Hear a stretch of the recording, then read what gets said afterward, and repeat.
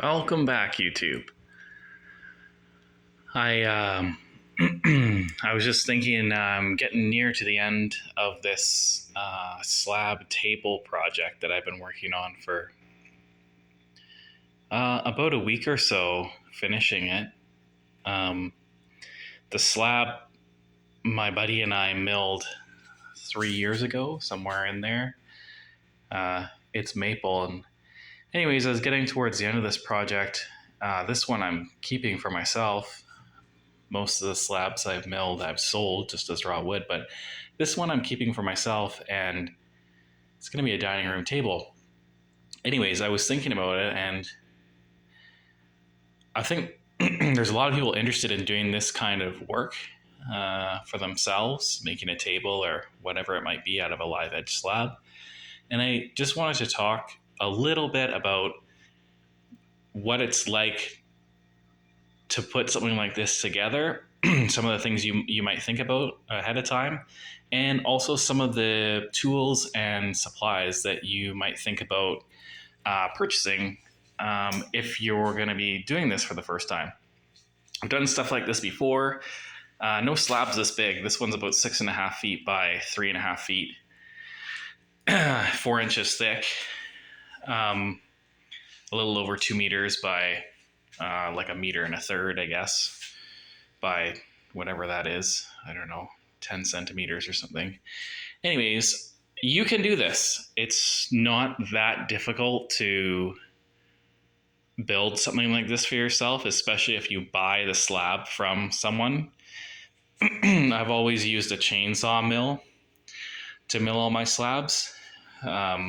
But if you buy a slab that's relatively flat and that's been aged and dried, and you have a place to do a little bit of woodworking, you can do this. The legs, I'm not a metal worker. I always buy the legs, and I'll tell you, I buy them from a company in Ontario. I'm in British Columbia, Canada, called Rusty Designs, and they'll ship metal legs out to you. They got a bunch of different options. In any case, you can buy a slab from someone locally. There's lots of guys out there doing that, and you can buy the legs. And so in addition to those two components, there's a couple things you want to think about. And they're pretty much all right here. It's not really that much, which I guess is what I'm trying to say is not as daunting a task as you might think. So right here, I've got some relatively, for epoxy, inexpensive epoxy. It says high gloss. You guys can see that. It's basically, as the picture shows, designed to pour straight on a table. I've used it because it's a relatively inexpensive epoxy. And I used it to fill some of the low spots in this table. Okay.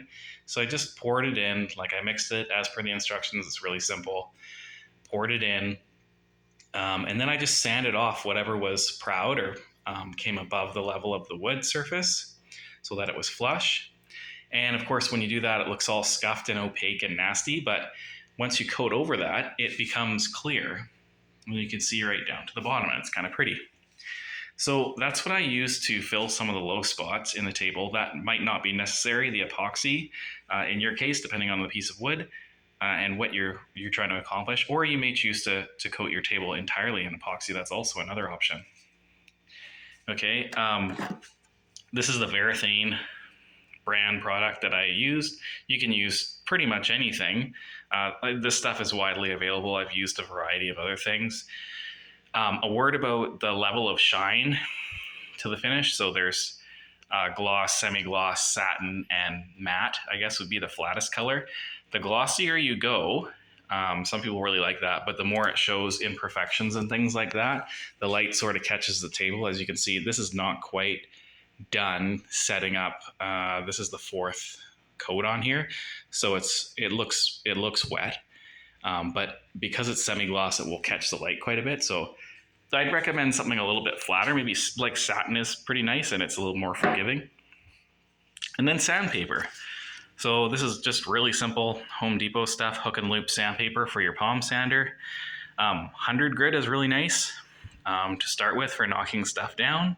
You could go coarser, but it's fast enough. 100 grit is pretty good.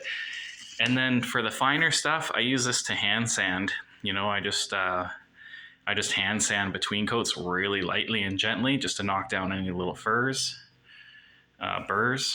A palm sander of your choice, whatever you want. You can get one like this, which is like a hook and loop. So you need that kind of sandpaper for it. Or you can get the old-fashioned kind where you cut the paper and clamp it on. That works great too. A vacuum is a good idea because dust control is pretty important. My shop is full of all kinds of ledges and things that are all covered in, dust and everything else. So it's not a really dust-free environment, but if you can keep your area as clean as you can, it'll really help you when it comes to finishing. And then a brush. Get some solvent, some paint thinner, so you can clean your brush after. And try and get a brush if you can. If you're going to use something like this that's oil-based, try and get something that says a brush that says it's for oil-based products. And that's really it. So you've got, two main components really. You've got your slab, obviously, which, maybe if you're into milling or whatever, that's something you can do yourself. And then you've got legs, which you can purchase, or if you're a metal worker, you can build those pretty simply. Something that's maybe rectangular and square might be easier. Or you can build them out of wood. I've done that too, done sort of like slab legs or whatever. But the point of this video is to kind of show you, you definitely can do something like this. It's not technically that difficult. It's a lot of patience, a lot of planing. I did a lot of planing to get some of the rough finishing done, like block planing by hand. And then it was just a lot of sanding until I was happy with how flat it was, or close enough to flat. And then, like I said, the process is really simple. Sanding it down with 100 grit or whatever you have. And then filling your low spots. If you've got kind of, low spots, like I said, those little pockets with epoxy if you choose, or another product would be fine. And if you just have kind of a solid piece of wood that doesn't have that kind of character in it, you're just applying coats of finish. And it's really simple. Applying finish is not really that difficult. Put on some rubber gloves, do it in a well-ventilated area, and just take your time. Don't rush. Try and keep it dust-free, like I said. And it's just like painting. You just try and put it on evenly and cover all the surfaces, and then give it time to dry. More than what it says on the can is a good idea. And then you can give it a light sand if the instructions say so, like really light, just to scuff it up for the next layer. And then you just repeat the process. And that's all I've done here. And you can get fancier with it. You can do, some different things, but that's what I've done here. And I feel like that's doable for just about anyone who's interested in taking something on like this. And I guess that's all I wanted to say really, is that, if you're new to woodworking, as so many of the people are that I've sold just raw slabs to, a lot of, probably 90% of those people, it was their first time, doing any substantial woodwork. And I guess what I'm saying is it's really not that hard. Technically, you just have to be patient and take your time and try and keep your work surfaces clean. And that's really all there is to it. So I wish you the best of luck in your projects, if this is something that you're going to get into. And if you make a mistake, that's okay. That's the nice thing about wood, is usually there's a way to fix it and you can start over. So best of luck, and I hope you found this video helpful.